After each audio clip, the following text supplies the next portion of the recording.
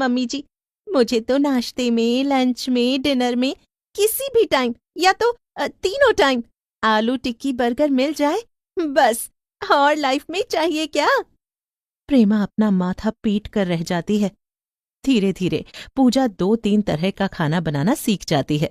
वहीं एक दिन प्रेमा से मिलने के लिए उसकी कुछ पुरानी सहेलियां आती हैं। पूजा, ये मेरी कॉलेज के टाइम की सहेलियां हैं और हम बहुत गहरी सहेलियां हैं। तुम कुछ बढ़िया सा बना कर ले आओ। अरे वाह प्रेमा, तुम्हारी बहू को खाना बनाना आता है? फिर तो बेटा कुछ ऐसा बनाना कि हमें हमारे कॉलेज के दिन याद आ जाएं। ठीक है आंटी, बस आप मुझे आधा घंटा दीजिए, मैं आपको ऐसी चीज खिलाऊंगी कि आपने वो कभी नहीं खाई होगी।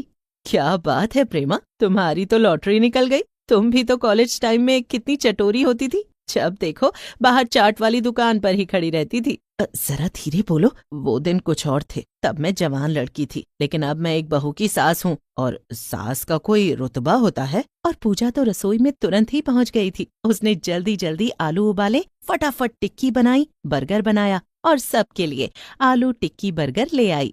ये तुमने बाहर से मंगाए हैं? नहीं नहीं, ये तो मैंने अभी अभी बनाए हैं। मैं आलू टिक्की बर्गर बहुत जल्दी बना लेती हूँ। यकीन ना आए तो मम्मी जी से पूछ लीजिए। दुनिया में अगर कहीं सुकून है तो बस आलू टिक्की बर्गर में ही है। वो ऐसा है ना कि मेरी बहू को आलू टिक्की बर्गर बहुत पसंद है, बनाती भी अच्छा है। खाओ खाओ, तुम्हें सचमुच में कॉलेज के दिनों की याद आ जाएगी। प्रेमा की सभी सहेलियां आलू टिक्की बर्गर खाती हैं और पूजा की बहुत तारीफ करती हैं।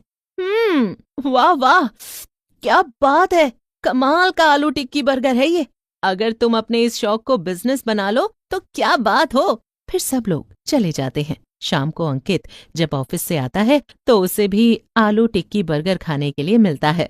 ये क्या है पूजा, हर दूसरे तीसरे दिन आलू टिक्की बर्गर? अब तो मुझे लगने लगा है कि मेरा घर घर नहीं, आलू टिक्की बर्गर की शॉप है। अरे हाँ, शॉप से याद आया कि मैं सोच रही थी क्यों ना मम्मी जी और मैं आलू टिक्की बर्गर की शॉप लगा ले। देखो ना कितनी महंगाई है और आगे खर्चे बहुत ज्यादा हो जाएंगे, इसीलिए ये काम मैं अभी से ही शुरू करना चाहती हूँ। अरे तुम्हें अब ये क्या भूत सवार हो गया? रहने दो रहने दो, मैं अच्छा खासा कमाता हूँ। ये लो, मैंने ये थोड़ी कहा है कि तुम कमाना छोड़ दो, तुम कमाते रहो, लेकिन मैं सोच रही थी कि मुझे आलू टिक्की बर्गर की दुकान खोलनी चाहिए। क्यों मम्मी जी, मैं ठीक कह रही हूँ ना? क्या आप दोनों में इस बात को लेकर कोई बात हुई है? नहीं बेटा, आज मेरी कॉलेज की कुछ सहेलियां आई थीं। उन्होंने आलू टिक्की बर्गर खाया और पूजा को ये सजेस्ट किया कि वो अपनी दुकान खोल ले। बस तब से ही पूजा के अंदर ये भूत जाग गया है और अब वो आलू टिक्की बर्गर की दुकान खोल कर ही रुकेगा। मम्मी जी, वैसे ये कमाल की बात है ना, इतना अच्छा तो मेरी मम्मी भी मुझे नहीं समझ पाई और आपने मुझे चंद दिनों में ही इतने अच्छे से जान लिया। पूजा के अंदर रोजाना सुबह उठते ही एक आवाज आती, आलू टिक्की बर्गर की दुकान, आलू टिक्की बर्गर की दुकान। और घर का काम खत्म होते ही सबसे पहले वो प्रेमा के पैरों के पास बैठ जाती और उसके पैर दबाती और साथ में उन्हें दुकान होने के फायदे गिनाने लगती। ठीक है, हार गई मैं तुम्हारे सामने। हम आलू टिक्की बर्गर की दुकान खोलेंगे। बस अब खुश हो जाओ और मेरे पैर छोड़ दो। मेरे पैरों में दर्द नहीं था, लेकिन तुम्हारे रोज रोज दबाने से अब दर्द होने लगा है। मम्मी जी, मेरे हाथों में भी दर्द होता है, लेकिन मैंने तो शिकायत नहीं की। खैर छोड़ो, आप परमिशन मिल गई है ना, तो बस हम दोनों जल्दी से अपनी दुकान खोलेंगे। फिर पूजा के मन में इस उठे जुनून का नतीजा निकला, आलू टिक्की बर्गर की दुकान। दुकान की धूमधाम ओपनिंग की जाती है और जल्दी ही उनकी दुकान पर लोगों का आना भी शुरू हो जाता है। सब लोग पूजा की फुर्ती देखकर हैरान थे। वो जल्दी जल्दी सबको बर्गर बनाकर दे रही थी। बहू, धीरे धीरे काम किया करो, ऐसा लगता है जैसे मेरे चारों तरफ रोबोट घूम रहे हैं। मम्मी जी, यही तो एक काम है जो मैं इतने दिल से करती हूँ। देख रही हो कितने सारे ग्राहक हैं, लेकिन मैं इनको आधे घंटे में यहाँ से चलता कर दूंगी। प्रेमा पूजा की मदद करती है और पूजा फटाफट आलू टिक्की बर्गर बनाकर देती है। सब लोग कहते हैं, और पूजा के आलू टिक्की बर्गर की तारीफ करते हैं। और प्रेमा के हाथ में जब हरे हरे नोट आते हैं तो वो भी बड़ी खुश होती है। अरे मम्मी जी, आप क्या सोच रही हैं? तुम्हें तो पता ही है, हर लड़की का सपना होता है कि वो पढ़े लिखे, नौकरी करे या फिर अपना कोई काम करे। लेकिन मेरे घर वालों ने मेरी शादी कॉलेज के बाद ही कर दी थी और मेरे इनको तो बिल्कुल भी पसंद नहीं था कि मैं काम करूं। तो ये एक सपना मेरे दिल में ही रह गया। लेकिन तुम्हारे रूप में आज मेरा ये सपना भी पूरा हो गया। क्या आप सच कह रही हैं मम्मी जी? इसका मतलब मेरे आलू टिक्की बर्गर का कमाल है कि आपका भी सपना पूरा हो गया। बस अब हम दोनों मिलकर बहुत सारे पैसे कमाएंगे और हर महीने शॉपिंग भी करेंगे। पूजा की बात सुनकर प्रेमा हंस देती है। अब तो हर जगह पूजा और प्रेमा के बनाए आलू टिक्की बर्गर की चर्चा होने लगी। एक दिन ऑफिस में, भाई आज मेरा जन्मदिन है और मैं सोच रहा हूँ कि सारे स्टाफ को एक पार्टी दे दूं। तुम जरा अपनी पत्नी को फोन करके बोलो कि यहाँ पर 20 बर्गर की जरूरत है। अरे यार, मैं तो आलू टिक्की बर्गर रोज खाता हूँ, तुम कुछ और ऑर्डर क्यों नहीं कर लेते? नहीं नहीं, सचमुच में तुम्हारी पत्नी बहुत अच्छा आलू टिक्की बर्गर बनाती है। मैंने परसों ही वहाँ खाया और फिर तभी सोच लिया था कि पूरे स्टाफ को तुम्हारी पत्नी के हाथों का बना आलू टिक्की बर्गर खिलाऊंगा। और अंकित पूजा को फोन करके 20 आलू टिक्की बर्गर बनाने के लिए कहता है। थैंक यू सो मच अंकित जी, आप घर पर तो मेरे आलू टिक्की बर्गर की कभी तारीफ नहीं करते, लेकिन अच्छा लगा मुझे कि आपने अपने ऑफिस के स्टाफ के लिए 20 बर्गर ऑर्डर किए। नहीं नहीं पूजा, मैंने ऐसा कभी नहीं कहा कि तुम्हारे आलू टिक्की बर्गर मुझे पसंद नहीं है। बस मैं रोज रोज खाता हूँ ना, तो इसलिए थक जाता हूँ। और वैसे भी ये ऑर्डर मैं नहीं, मेरे दोस्त ने किया है। आज उसका जन्मदिन है। अरे वाह, मेरी तरफ से भी उन्हें मुबारकबाद देना। उनके जन्मदिन की खुशी में मैं एक बर्गर फ्री में दूंगी। पूजा की बात सुनकर अंकित हंसने लगता है। थोड़ी देर में ऑफिस में ऑर्डर आ जाता है और सब लोग आलू टिक्की बर्गर खाकर पूजा की बहुत तारीफ करते हैं। और पूजा की तारीफ सुनकर अंकित को भी बहुत अच्छा लगता है। शाम को अंकित घर आता है और दोस्त की दी हुई पेमेंट पूजा को दे देता है। ये हुई ना बात। इससे भी अच्छी बात है तुम्हारे लिए, अब हमारे ऑफिस में जब भी कोई आएगा तो तुम्हारे ही यहाँ आलू टिक्की बर्गर का ऑर्डर दिया जाएगा, क्योंकि मेरे बॉस को भी तुम्हारा आलू टिक्की बर्गर बहुत पसंद आया। ये तो बहुत खुशी की बात है पूजा, मुझे तुम्हारे लिए बहुत खुशी है। मम्मी जी, ये सब आपकी वजह से ही हुआ है। अगर आप मुझे परमिशन नहीं देती तो मैं कभी भी आलू टिक्की बर्गर की शॉप नहीं खोल पाती, और फिर आपकी मदद के बिना तो बिल्कुल भी नहीं। और ये सुनकर प्रेमा पूजा को गले से लगा लेती है। अब दोनों सास बहू अपनी शॉप पर रोज आलू टिक्की बर्गर बेचती और खुश रहती। ये कहानी है शांति निवास की, जहाँ शांति तो बिल्कुल भी नहीं थी। लेकिन कैसे, चलिए जानते हैं। शांति अपनी 2 बहुओं मेघा और नेहा के साथ रहा करती थी। आपको बता दूं कि शांति की छोटी बहू पेशे से एक वकील थी और उसकी बड़ी बहू सरकारी कॉलेज में एक टीचर। उसकी दोनों बहुओं की सरकारी नौकरी थी। ऐसे ही एक दिन शांति अपने कमरे में बैठी टीवी सीरियल देख रही थी कि तभी उसके कानों में किचन से उसकी दोनों बहुओं की चिल्लाने की आवाज आती है। अपने दोनों बहुओं की आवाज सुनकर शांति तुरंत किचन में जाती है, जहां वो देखती है कि उसकी दोनों बहू आपस में लड़ रहे हैं। अरे, तुम दोनों को क्या हुआ है? एकदम से तुम दोनों ने किचन में यह युद्ध क्यों शुरू कर दिया? माँ जी, आप मुझे तो बिल्कुल बोलिए ही मत, क्योंकि सारा किया कराया दीदी का है। सही कह रही हो नेहा, सारा किया कराया मेरा है, तभी तो तुम मेरे किए कराए पर आकर अपना नाम करना चाहती हो। तुम दोनों शांति से मुझे कुछ बताओगी भी या नहीं?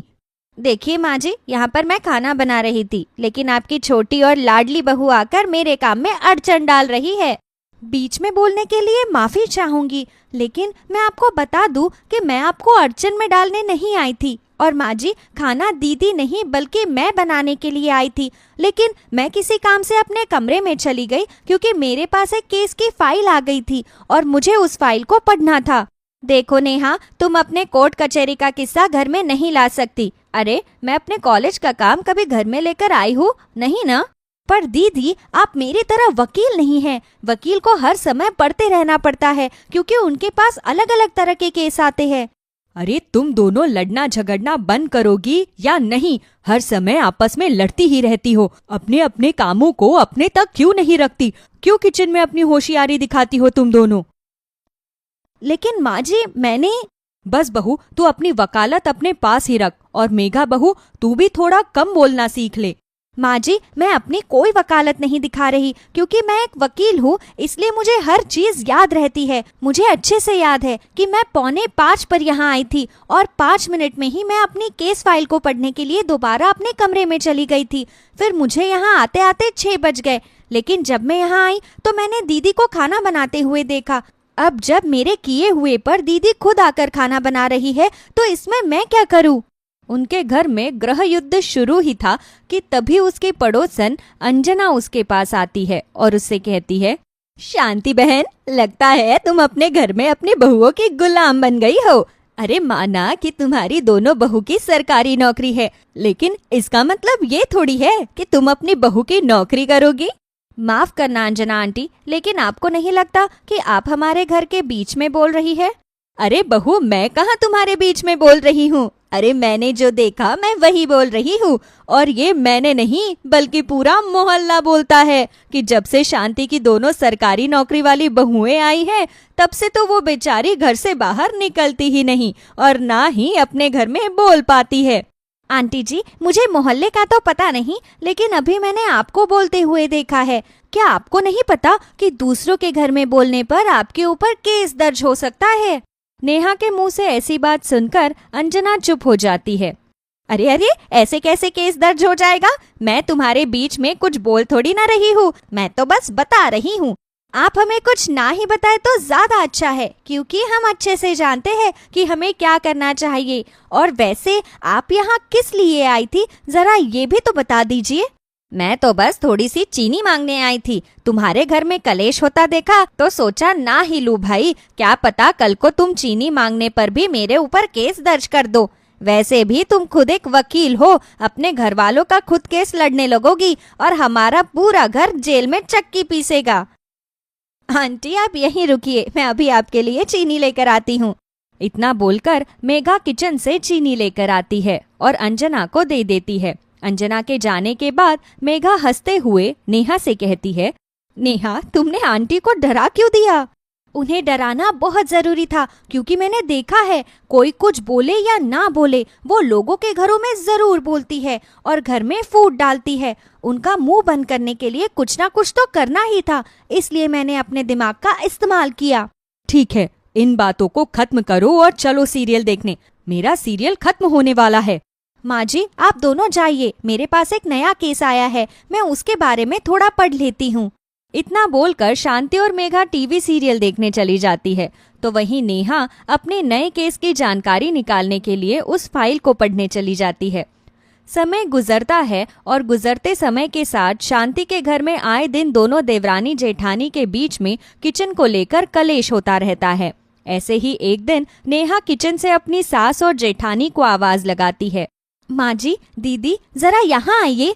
एक बार फिर नेहा की आवाज सुनकर शांति और मेघा किचन में जाती है, जहां वो दोनों नेहा को किचन में कुछ डब्बों के साथ देखती है। अरे बहू, अब तो इन डब्बों के साथ क्यों खेल रही है? तू वकील है वकील, इन डब्बों के साथ खेलना बंद कर। एक वकील को डब्बों के साथ खेलना, वो भी बच्चों की तरह, शोभा नहीं देता। माँ जी मैं डब्बों के साथ खेल नहीं रही हूँ, बल्कि मैं आपको ये बताना चाह रही हूँ कि इन डब्बों के मसाले कहाँ गए। अभी कुछ दिन पहले ही तो मैंने घर में मसाले भरवाए थे। तुम कहना क्या चाहती हो नेहा कि डब्बों के मसाले मैं खा गई? अरे वो मसाले है, जाहिर सी बात है खाने में ही डले होंगे ना। दीदी आप क्यों इतना भड़क रही है? मैंने तो आपका नाम ही नहीं लिया। इससे तो साफ जाहिर है कि इन मसालों को किसी और ने नहीं बल्कि आपने खत्म किए हैं।